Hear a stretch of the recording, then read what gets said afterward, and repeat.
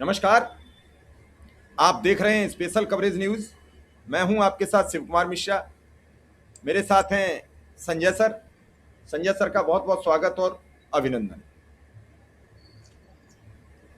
आप देख रहे हैं कि इस देश के संसद, जो सर्वोच्च सदन कहा जाता है, राज्यसभा हो या लोकसभा, दोनों नहीं चल पा रहे और दोनों में एक ही आवाज है, अमित शाह इस्तीफा दो।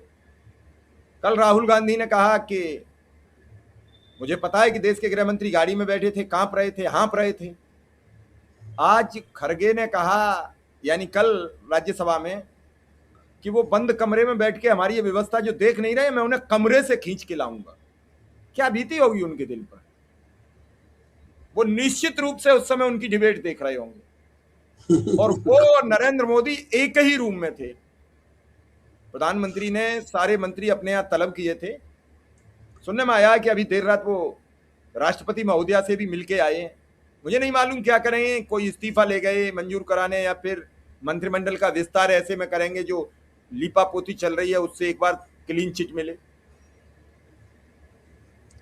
संजय सर, सवाल ये उठ रहा है बार बार, आज खड़गे जी ने उठाया, राहुल गांधी ने उठाया कल, कि आरएसएस चला रही थी शिक्षा विभाग।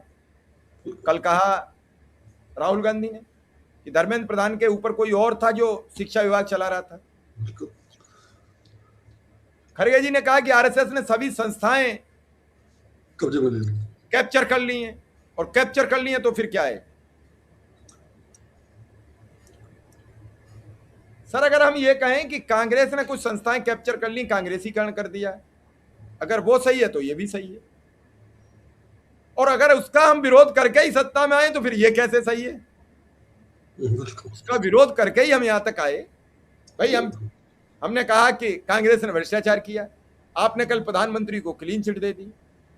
हमने कहा कि आप पीएम केयर फंड का हमें हिसाब दे दो, आपने कहा नहीं देंगे।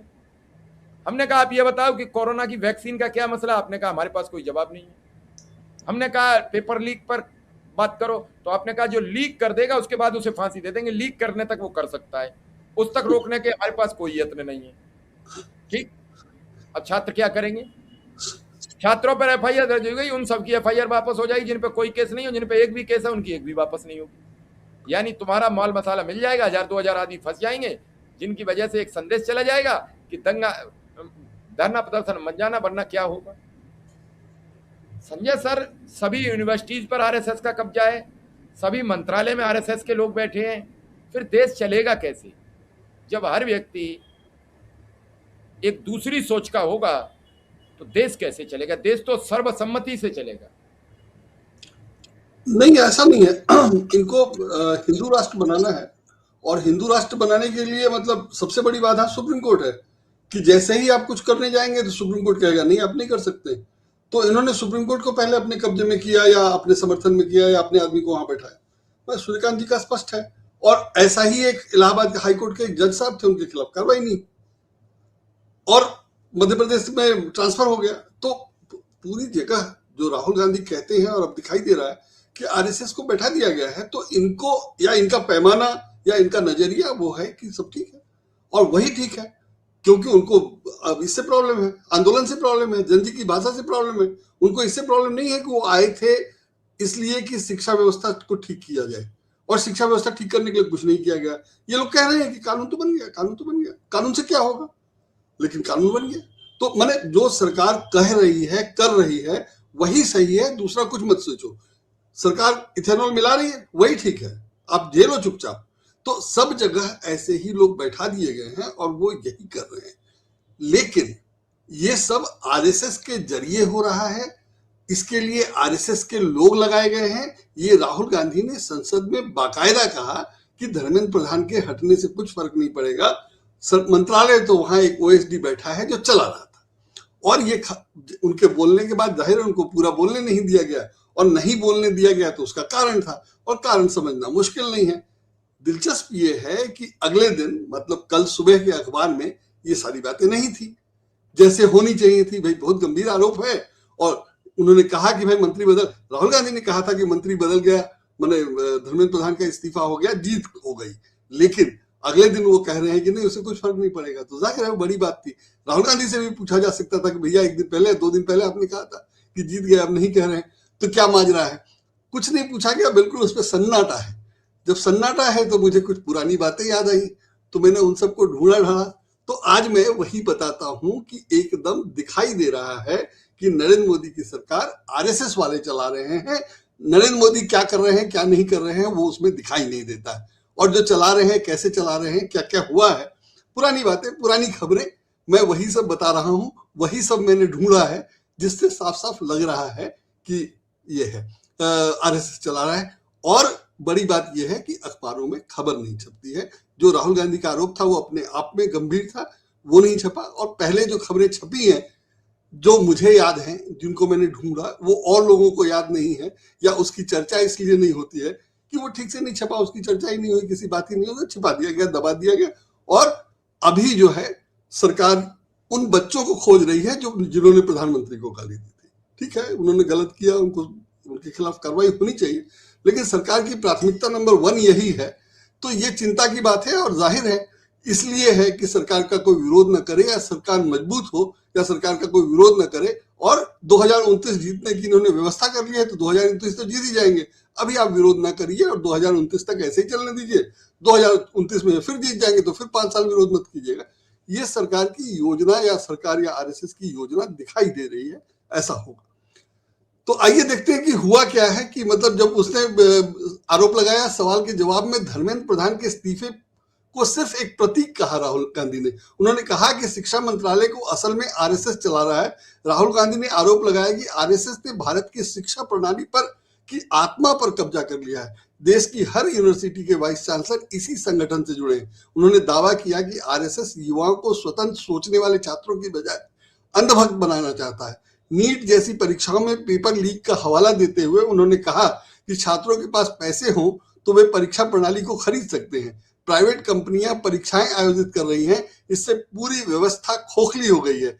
ईटीवी भारत के अनुसार इस तरह शिक्षा मंत्रालय को चलाने वाला संगठन आरएसएस कहा जाता है। मतलब ईटीवी ने ये राहुल गांधी की खबर दी।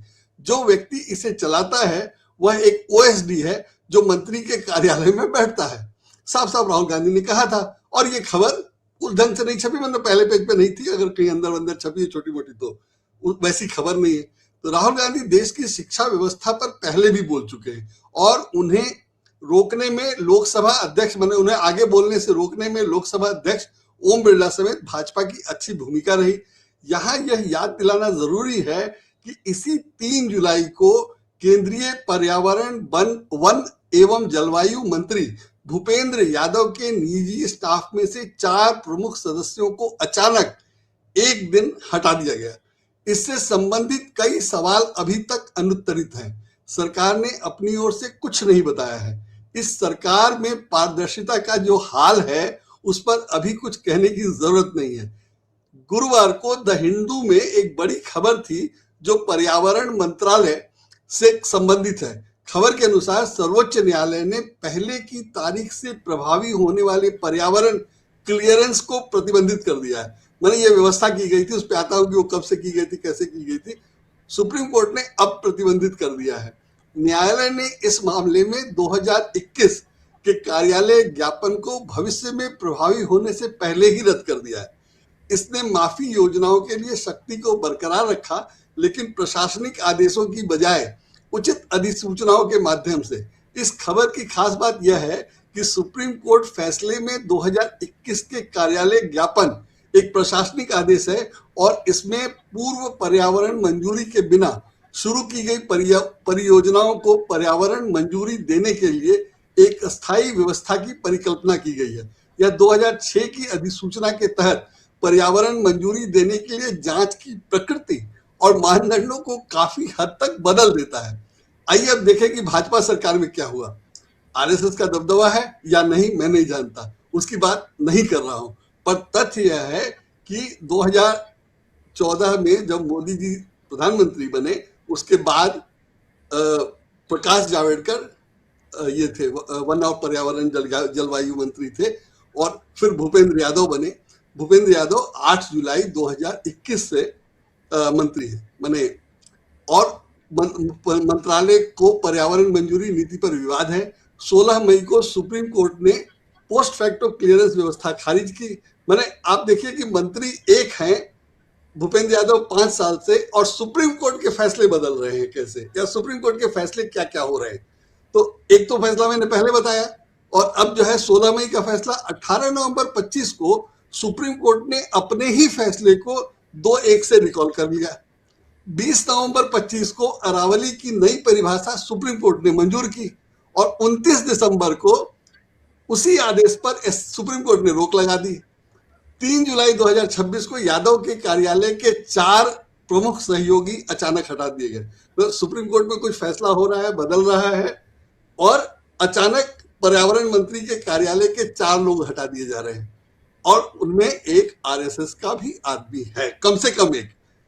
बाकी के बारे में आगे बात करता हूं। तो 30 जुलाई 2026 को, मतलब 30 जुलाई मतलब अभी, पोस्ट फैक्टो एनवायरमेंटल क्लियरेंस पर सुप्रीम कोर्ट का महत्वपूर्ण है। मोटा मोटी जो नहीं समझ रहे हैं उनके लिए थोड़ा सा तकनीकी है कि सरकार ने ये नियम बना रखा है कि पर्यावरण की अनुमति आप बाद में ले सकते हैं। आपको जो तोड़ फोड़ काट फाट चीज फाड़ करना है जंगलों में, वो सब कर लीजिए, बाद में उसकी अनुमति ले ली जाएगी। दिखाई दे रहा है तकनीकी तौर पर ही गड़बड़ है।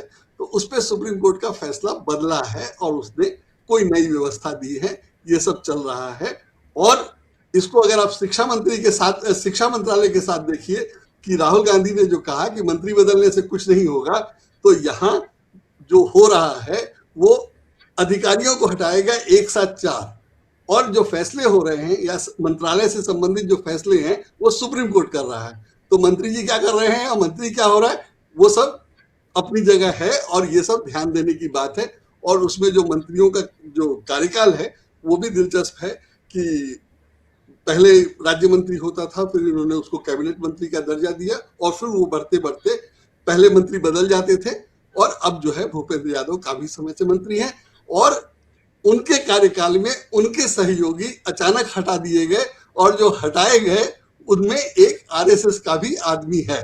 तो इस तरह से ये दिखाई दे रहा है कि भारत सरकार के 2 मंत्रालय, मतलब शिक्षा वाले मामले में तो यही है कि आरएसएस के लोग बैठा दिए गए हैं। मतलब कल मनोज झा ने भी कहा कि ऐसे ऐसे लोग वाइस चांसलर बना दिए गए हैं जो जानते नहीं कि यूनिवर्सिटी क्या होता है, वगैरह वगैरह। और ये लोग जो है यूनिवर्सिटी चला रहे हैं जिनको पता नहीं कि यूनिवर्सिटी क्या होती है, वगैरह वगैरह। तो इसमें जो है कि पहले से चर्चा है कि आरएसएस के लोग सरकार मंत्रालयों में उन्हीं को रखा जाता है जो आरएसएस से जुड़े हुए हैं, और ये खबर 2014 से चली जा रही है। 2015 में एक खबर थी, हिंदुस्तान टाइम्स में खबर थी, और कुछ मुझे याद है, कुछ मैंने ढूंढा, तो पुरानी बात है, तो हो सकता है कि मैं थोड़ा तकनीकी रूप से इधर उधर हो जाऊं, लेकिन मोटा मोटी खबर यही है कि 2015 में हिंदुस्तान टाइम्स की एक खबर के अनुसार, जो उसकी खास बातें थी कि आरएसएस सरकारी नीति बनाने में अनौपचारिक भूमिका भले न रखता हो, लेकिन सरकारी संस्थानों और कई मंत्रियों के निजी स्टाफ में संघ के करीबी लोगों की नियुक्तियों के जरिए उसकी पकड़ बढ़ रही है। ये 2015 की खबर है। इस खबर के अनुसार, और ये खबर सूत्रों के हवाले से थी, मतलब सूत्रों के हवाले से थी मतलब छपवाई भी जाती है, और सूत्र मतलब लीक की जाती है खबर। तो क्या है क्या नहीं पता नहीं, लेकिन 2015 की खबर है सूत्रों के हवाले से। भाजपा सांसदों से कहा गया था कि वे मंत्रालयों के तहत आने वाले बोर्ड, पैनल, संस्थानों और समितियों में नियुक्ति के लिए सीधे नाम न भेजें।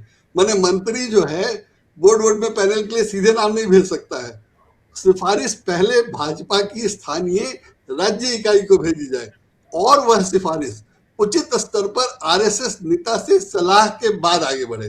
तो मतलब ये तो स्पष्ट है 2015 से चल रहा है कि मंत्री जो है अपने स्तर पे किसी के नाम वाम की सिफारिश समिति वमिति में डालने के लिए नहीं कर सकता है, उसको आरएसएस से पूछ के भेजना है। ये 2015। 2014 में एक खबर थी, मैं 2015 से पहले की खबर है, मैं बाद में इसलिए बता रहा हूं कि ये इसलिए कि ये स्क्रॉल की खबर है। स्क्रॉल की खबर ये थी कि मोदी सरकार जब बनी तो अफसरों में ये हो गया, मैंने सबको लगा कि भाई मंत्रालय में जाना चाहते थे जिनका जो अपना करीबी था, जो कनेक्शन थे, जो मंत्री को जानते थे, वो मंत्री के जरिए। और ये मुझे याद है उस समय का क्योंकि सरकार बदली थी तो हम लोग भी देख रहे थे, फॉलो कर रहे थे कि क्या कैसे होता है। तो ये अचानक खबर आई कि आप सीधे, या कोई जो मंत्री को जानता है वो मंत्री जी उसको सीधे नहीं रख सकते। उस समय ही बताया गया है और पता चल गया, या धीरे धीरे लीक हो गया, लोग सार्वजनिक हो गया, माने स्क्रॉल में छप भी गया कि आप अगर मंत्री को जानते हैं और मंत्री आपको जानते हैं तो भी वो आपको अपना ओएसडी नहीं बनाएगा। ओएसडी आप तब बनेंगे जब आपका आरएसएस से कनेक्शन होगा या आरएसएस आपको आप ग्रीन सिग्नल देगा। ये 2014 की खबर है, स्क्रॉल में छपी थी। रिपोर्ट के अनुसार मोदी द्वारा मंत्रियों को अपने वरिष्ठ स्टाफ का चुनाव सावधानी से करने की सलाह देने के बाद दिल्ली स्थित आरएसएस कार्यालय में मध्य करियर के कई नौकरशाह पहुंचने लगे। रिपोर्ट में दावा किया गया था कि अधिकारियों को लगता था कि आरएसएस से निकटता, निष्ठा महत्वपूर्ण पोस्टिंग दिलाने में मदद कर सकती है, लेकिन वो नहीं हुआ। वो सीधे आरएसएस से हो रहा था, मंत्री नहीं कर सकते थे। मतलब या वैसे कहिए कि सिर्फ आरएसएस ही था, मंत्री की कोई हैसियत नहीं थी। 2016 में इंडियन एक्सप्रेस की खबर थी कि मंत्री लोग आरएसएस से मिलते हैं, आरएसएस के अधिकारियों पदाधिकारियों से मिलते हैं। 2016 में आरएसएस और मोदी सरकार के संबंधों पर एक विस्तृत रिपोर्ट में लिखा गया था कि आरएसएस के विभिन्न विशेषज्ञ, माने आरएसएस के विशेषज्ञ मतलब जानकार या जो कि उनके सीनियर लीडर होते हैं, प्रचारक और वरिष्ठ पदाधिकारी शिक्षा, संस्कृति, वित्त, वाणिज्य और श्रम जैसे महत्वपूर्ण मंत्रालयों के मंत्रियों से नियमित मुलाकात करते थे। कई महत्वपूर्ण नियुक्तियां आरएसएस की सिफारिशों पर आधारित बताई जाती थी और माना जाता था कि कई केंद्रीय मंत्री महत्वपूर्ण फैसले लेने से पहले संघ की मंजूरी का इंतजार करते थे। साथ ही कुछ नौकरशाहों और सरकारी अधिकारियों के आरएसएस नेताओं से पसंदीदा पोस्टिंग के लिए मिलने की बात भी की जाती थी। मतलब लोग आरएसएस की सिफारिश करवा के अपनी पोस्टिंग करवाते थे। इसमें एक खास बात याद है मुझे भी कि जब ये अखलाक दादरी में जो हत्याकांड हुआ था, शायद अखलाक उसका नाम था, अखलाक हत्याकांड में जो 4-5 लोग पकड़े गए थे, जेल वेल गए थे, उनको बाद में जेल से छूटने, जमानत होने के बाद खबर आई थी कि उनको एनटीपीसी में नौकरी मिल गई। बाद में मना किया गया था कि नहीं, वो एनटीपीसी ने मना किया कि एनटीपीसी नौकरी नहीं दी है, वो ठेकेदार के जरिए मिली है या जो कुछ भी है। लेकिन मोटा मोटी उन लोगों को एनटीपीसी में नौकरी दिला दी गई थी और जाहिर है वो भी आरएसएस के जरिए हुआ था। ये उस समय अखलाक की हत्या के बाद 2016 के बाद 2019 में फिर ये खबर ऐसी ही छपी थी। मोदी सरकार के दूसरे कार्यकाल में 2019 में जब दूसरा काल शुरू हुआ तो हिंदुस्तान टाइम्स ने आरएसएस के 2 पदाधिकारियों से बातचीत के आधार पर लिखा कि आरएसएस नीतिगत फैसलों और नियुक्तियों के मामले में बीजेपी की सरकार को पर्याप्त स्वतंत्रता देगा, जैसा पहले कार्यकाल में किया गया था। तो पहले कार्यकाल में जो था वो बता ही चुका मैं, तो 19 में भी यही कहा गया कि वैसी ही स्वतंत्रता देगा। और आरएसएस की तरफ से कहा गया कि हम सरकार को पर्याप्त स्पेस देंगे, मतलब अपने मन से काम करने की या इजाजत देंगे या स्वतंत्रता देंगे, जैसी बात आती है। इसका अर्थ यह नहीं है कि आरएसएस हर नियुक्ति मंजूर करता है, लेकिन इससे यह संकेत जरूर मिलता है कि सरकार और आरएसएस के बीच नियुक्तियों और नीतिगत मामलों में संवाद को दोनों पक्ष सार्वजनिक रूप से असामान्य नहीं मानते। मतलब आरएसएस से मिलकर अपॉइंटमेंट किया जाता है, लोगों को रखा जाता है, समिति का सदस्य बनाया जाता है वगैरह वगैरह, और दोनों मिलकर चल रहा है। तो राहुल गांधी का जो आरोप है वो अपनी जगह सही है। और उसमें सबसे दिलचस्प है कि 2020 में प्रिंट ने खबर छापी थी कि IIMC, Indian institute of mass communication के डीजी संजय द्विवेदी और प्रसार भारती रिक्रूटमेंट बोर्ड के प्रमुख जगदीश उपासने की नियुक्तियों को आरएसएस संघ परिवार पृष्ठभूमि से जोड़ते हुए खबर छपी थी। रिपोर्ट ने इन्हीं मोदी सरकार के शैक्षणिक और सांस्कृतिक संस्थानों में आरएसएस प्रभाव के उदाहरण के रूप में पेश किया था। ये 2 उदाहरण जो पत्रकारिता के 2 लोग थे। तो ये 2020 की बात है। तो इस तरह से ये लगातार चल रहा है। मैंने 2014 से शुरू करके 2020 तक का बताया, और राहुल गांधी अभी शिक्षा मंत्री का बता ही रहे हैं। सब मिलाकर के बहुत स्पष्ट है कि सरकार में ये आरएसएस का पूरा घुसपैठ है और उसके बिना काम नहीं होता है। मोदी जी अगर आरएसएस से पूछ के करते हैं या आरएसएस वाले ही करते हैं, वो सब बाद की बात है, लेकिन ट्रांसपेरेंसी इसीलिए नहीं है। नहीं तो साफ साफ बता दिया जाता, जैसे कि किसने ऑर्डर किया गोली चलाने का या पैलेट गन इस्तेमाल करने का, तो अगर ये गृह मंत्री ने किया होता, उनको पता होता तो स्वीकार कर लेते अगर उन्होंने किया होता तो। लेकिन अगर उनसे दबाव में कहलवाया करवाया गया है तो जाहिर है वो स्वीकार नहीं कर रहे हैं कि भाई देखें आरएसएस वाले जवाब दे, या अगर आरएसएस वालों ने सीधे ही नीचे डीसीपी को या डीजी को बोल के करवा लिया तो वो अलग बात। तो क्या स्थिति है वो ठीक से स्पष्ट नहीं हो रहा है, लेकिन कुछ गड़बड़ झाला है वो सब दिखाई दे रहा है। मीडिया का काम था कि सबको रिपोर्ट करते रहते। मीडिया ने जो ये 4-5 खबरें मैंने दी हैं, अगर इनका फॉलो अप किया होता, इनको ठीक से करते होते, या सरकार पर इसका असर पड़ रहा होता, तो जाहिर है कि ये स्थिति नहीं बनती। लेकिन जैसे मोदी जी काम कर रहे थे या जैसे आरएसएस काम कर रहा था, उनको ये उम्मीद थी कि सब ठीक चलेगा और कोई विरोध कैसे कर लेगा। वही है कि जब विरोध की स्थिति आ गई तो सरकार ने उसको रोकने के लिए एड़ी चोटी का जोर लगा दिया।